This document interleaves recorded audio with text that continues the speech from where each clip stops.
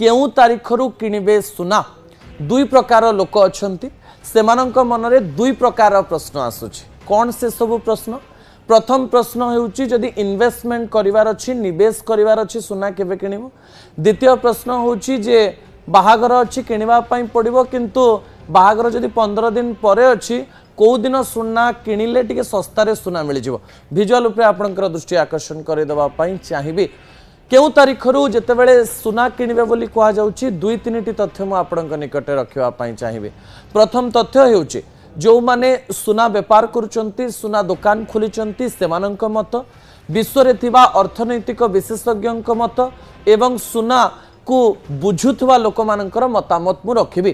प्रथम कथा हेउछि संजय हंसकर आमे एक साक्षात्कार करिथिलु एवं खिमजी लालचंद मालाबार ए सबुर जो माने रहिचंती मुख्य सेमानंकर कथा आमे सुनिबा पई चेष्टा करूथिलु।